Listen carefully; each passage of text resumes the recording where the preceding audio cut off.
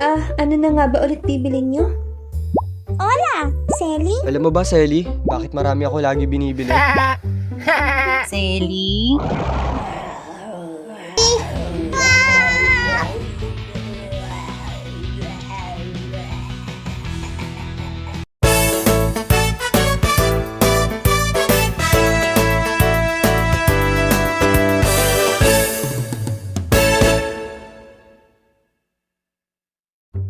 Hi guys! Ako si Selly.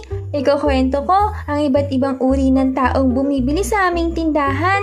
At alam nyo ba, sa tindahan namin, hindi lang ito tambayan ng mga bumibili. Tambayan din ng mga chismosa. Total, maaga pa naman at wala pang tao. Nagbukas muna ako ng mga snacks at tamang nood lang ng K-drama. Habang inaantay ko si Kim Oppa na aminin na niya kay ate girl na gusto na siya. Nakakadami na ako ng episode, ang tagal-tagal naman niyang aminin, alam ko naman na unang pagkikita pa lang nila, gusto na nila yung isa't isa. Ma! Ang sabi ko, magbantay ka ng tindahan, hindi maglibre food trip. Umagang-umaga pa lang, ang dami mo nang binuksang paninda. Alam mo bang malas yan sa umaga? Si mama ko talaga, lagi na lang galit. Akala mo araw-araw unang dalaw. Babayaran ko naman yung mga kinain ko paglaki ko eh. Hola, Selly? Pusa! Ito nga pala si Dory, ang taong hindi kumukurap at 3 linggo na rin hindi natutulog at 3 linggo na rin bumibili dito ng instant coffee na hindi binabayaran. Hola, Selly? Bibili lang ako ng 3 sachet ng instant coffee. Maaari ba akong bumili? Syempre naman Dory. Ilan ba ulit yung bibilin mo? Ano sa tingin nyo mga bata ang pinakamabisang pampagising? Kape? Milo? O soft drinks? I-comment nyo na lang sa baba. Sa tingin ko, magkape ka na lang Dory. Effective naman sa'yo eh. Gracias, Selly. Selly, gipit si Dory ngayon. Kaya, itatanong ko sa'yo, kung maaari ba ito maging utang? Sagot kung oo, dahil wala kang choice. Gracias. Chichit si Dory, chichit Dory, chichit si Dory, chichit Dory, chichit si Dory, chichit Dory. Ay, ito talagang si Dory. Ginawa ng tubig yung kape. At syempre, ano pa nga ba? Utang na naman. Sa tindahan namin, hindi lang pampalipas gutom ang binibenta. Nagbibigay din kami ng pampalipas utang.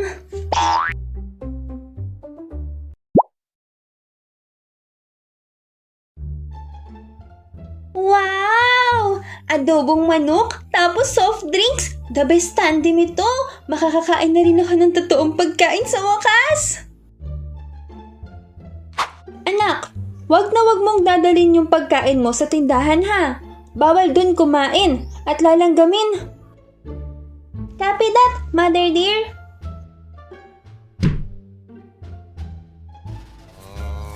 Pabili! Pabili! Sandali lang po, para naman tumuubusan ng paninda. Ganito ang eksena ko kapag bantay ako ng tindahan. Kahit Ano ba yan? pakagat Ako sa na ako ng bahay chicken at masarap ang ulam, wala akong choice kundi puntahan yung bumibili. Ano po yun? Ice tubig nga po. Ice tubig. At pag nagkataon pa nga na ice tubig ang bibilin, nasa bahay pa yung rep namin, dun ko pa kukunin. Lamig, ang lamig, ang lamig, ang lamig, ang lamig. Ito po, piso lang. Thank you po. Tapos, maaalala ko na lang yung pagkain ko na kung tinakpan ko ba o hindi dahil minsan kinakain yun ng pusa. Ala, chuchu! Pabili po. Nak, may bumibili. Opo, mama. Ano po yun? Ay, hindi na pala. Thank you.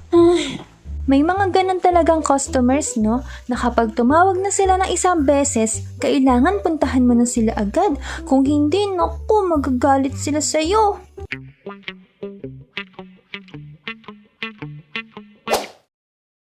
Ay, Sakit ng tiyan ko. Parang natuno agad yung mga kinain ko.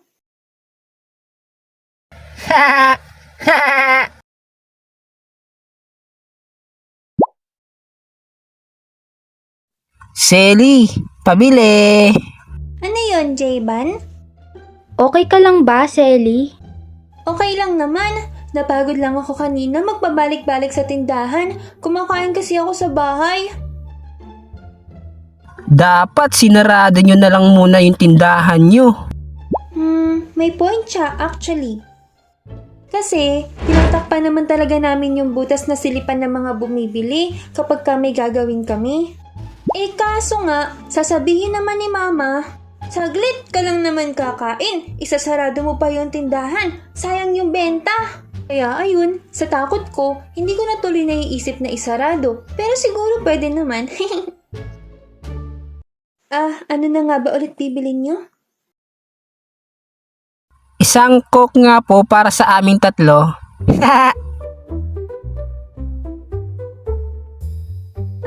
Isang coke para sa inyong tatlo? Paano yun?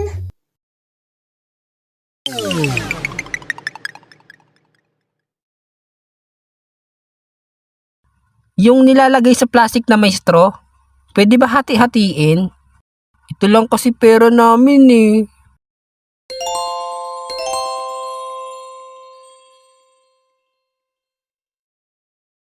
Okay, sige. Wait lang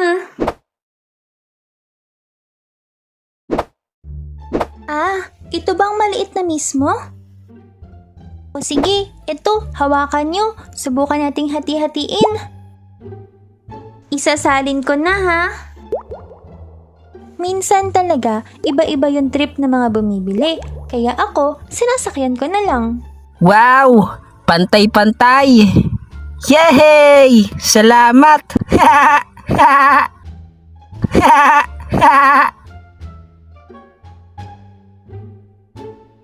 Pero, kung meron may piso-piso, meron ding isang dagunot kung bumili.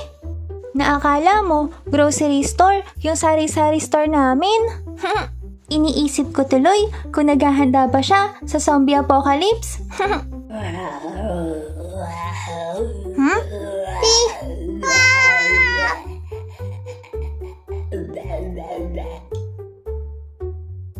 Ano ba yan? Sa last episode pa pala amin si Kim Opa. Selly! Bilhin ko na lahat ng sardinas. Yung 4 na klase ha. At dagdagan mo na rin ng noodles, mantika, itlog, sabon, at shampoo. Lah, parang wala akong natandaan sa lahat ng sinabi niya. Alam mo ba, Selly, bakit marami ako lagi binibili? Ayoko kasing magutom at kailangan ko ng enerhiya upang may lakas akong lumaban sa mga kasamaan. Toto, ito na yung mga pinamili mo. Nga pala, Selly, pwede bang utang? Isama mo na lang sa listahan ko ha. Nga pala, ikwento ko sa'yo yung pagsasanay ko. Hay, ang daming pang kwento ni Toto. Mangungutang lang din pala.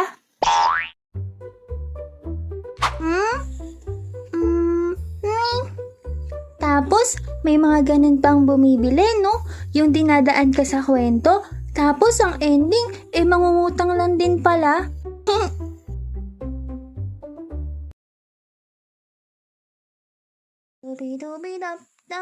Selly? Selly? Selly? Bakit? Mangungutang ka, no, Beshi? Pero magpapaid naman ako bukas. Joke lang, Beshi. Ano ba yung uutangin mo?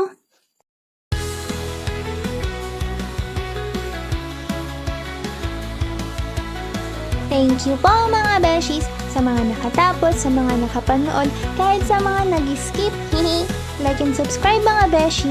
Kung gusto niyo po ng part 2, mag-comment lang po kayo. Kung gusto niyo lang naman po. Thank you po sa mga nakakolab natin. Thank you po, J-Band Animation, Abi Animated, Kato ng Kababalaghan, at kay Shindo Animation. Thank you po sa inyo. Sana po next time meron pa. And, yun lang po. Shoutout na po. Val, Lance Jael Aquino, MJ Manio, Bidon Dakyan, Sarmimax, and Renzel Animation Story. And thank you so much, Calix, sa fan-art na to. Na-appreciate ko lahat ng fan-arts mo. Thank you, Beshi. Thank you po sa lahat. Thank you, thank you!